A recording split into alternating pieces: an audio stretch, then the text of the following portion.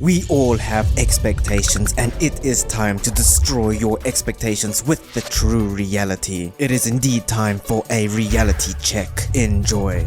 Admit it, you have watched many Stardew Valley videos, and in these videos you are shown a false expectation. Ancient fruit are incredible. They regrow every 7 days and yield one of the most profitable crops in the game. You've seen acres and fields of ancient fruit either in the entirety of the greenhouse, maybe wrapping around every growable inch of Ginger Island, or maybe even on your normal farm where they will indeed all die come winter. You see the promises of riches that ancient fruit wine can bring. Yes, this is all true, but is this a realistic expectation? The reality is that ancient fruit are tedious. There is no reliable way to easily obtain these seeds. You will have to fight, hoe, and get incredibly lucky to get your first seed. And then what? Then you'll have to wait an entire 28 days just for it to grow and start to yield this magical fruit. That's it, right? Profit? No. Now you'll need to turn this single fruit into more seeds, and the time it takes to get enough seeds to fully utilize your greenhouse is much more substantial than you may know. The number of seeds you have will grow slowly. Patience is the only way to riches. Ancient fruit are not a get-rich scheme as you might have expected. They require time to reach their full potential. Just imagine how long it'll actually take for your entire Ginger Island farm to be covered in this magical fruit. The entire time that you wait, you'll be making absolutely no money.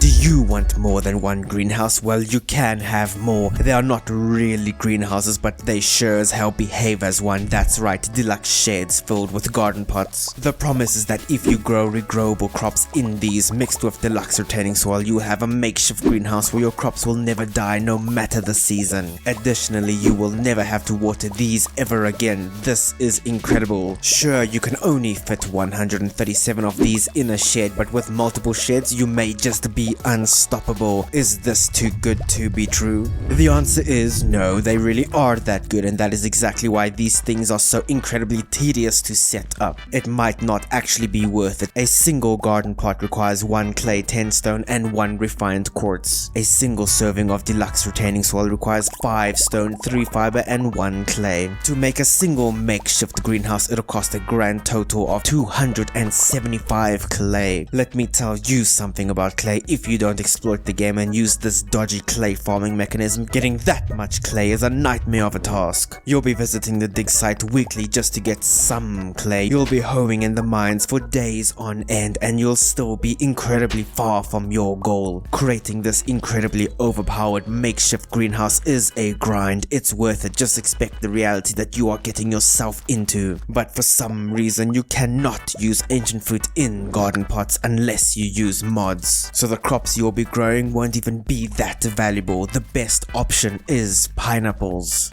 You've seen speedrunners, min-maxers, and YouTubers absolutely demolish the skull cavern with the help of the mighty Slingshot. These things will allow you to mine rocks at such a pace that the skull cavern just seems trivial, mining tons of iridium ore in a flash, finding ladders and shafts in a fraction of the time it would take with a pickaxe. The Slingshot just seems incredible, and yeah, as a Slingshot user, I can agree. Heading into the skull cavern without one makes everything feel slow and tedious. The Slingshot really is that good.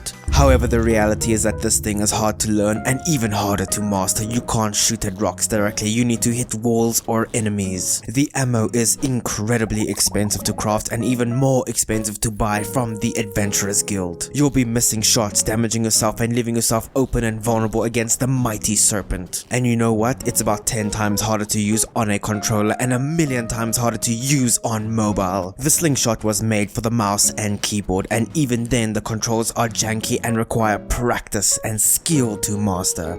Sometimes when making a video, us YouTubers like to emphasize how good a weapon or a build is. We spawn tons of enemies, use all of the buffs, and make the game look absolutely action-packed. Look at this. Does this look like an innocent farming simulator or a battle-hardened game of skill and precision? Yeah, this is what people might expect after watching some Stardew Valley videos. The reality that this is indeed a farming simulator, not a dungeon crawler. The the combat in the game is easy, incredibly easy. It is slow paced, there is no true depth. There are like 3 different types of enemies and the only thing that you can really do is swing at them. Combat in Stardew Valley is also a little janky. You'll miss enemies when you clearly hit them. You'll get hit when you clearly should not. That is the only thing that might make combat hard. Otherwise, the combat truly is trivial. You see these 8 little lovely people in the town of Stardew Valley. You can meet them, get to know them, their strengths, their quirks, dreams, and naturally their weaknesses. Then you can fall in love, date, and yeah, even marry them. Spend your days with them on the farm, and hey, maybe even have some children as well. Doesn't that just sound lovely? The perfect picture, one might say. Until you eventually realize that marrying one of these ambitious people will destroy their lives. They will live for an eternity on the farm with you doing nothing. Maybe helping out once a season with something trivial and meaningless, and the children? Sure, they might start off as babies, but they will stop growing as soon as they become toddlers, remaining as toddlers for the rest of their lives. That is not right. This might even be considered torture. You are better off inviting Krobus to just be a roommate with you. He spends his days in the cold sewer. At least now he is trapped in the warmth that is your house. Stardew Valley is fundamentally a farming simulator, right? So what does that mean? We grow a bunch of crops, cultivate them, have a sweet variety, and be all cozy? Nah, not quite. The truth is that there are like 3 crops in the game that are worth your time. The rest are so worthless. You will most likely only grow them for the community center or for cooking recipes. At the end of the day, this game is about making money. You will make the right decision. You will only grow the most profitable crops.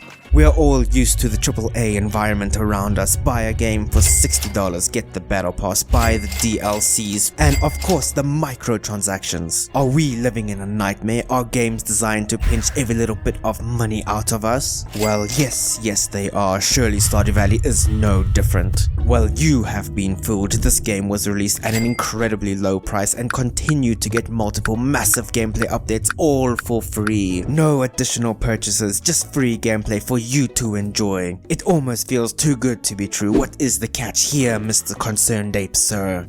When you first look at the trailer for this simple little game, you might expect to spend a couple hours on it, 20 max. Build up a little farm and then get bored and do something else. Heck, that is what I expected when I first started playing. The truth is that once you start playing this game, you'll be sucked in. It takes a minimum of 20 hours just to finish the first year. And that is where the fun part only starts, after completing the community center. The reality is that to get the most out of this game, you'll need to dedicate many hours to this simple little farming simulator. Many more than you might expect. Hundreds of hours per save file, and yes, there will be multiple save files. You are trapped. Enjoy.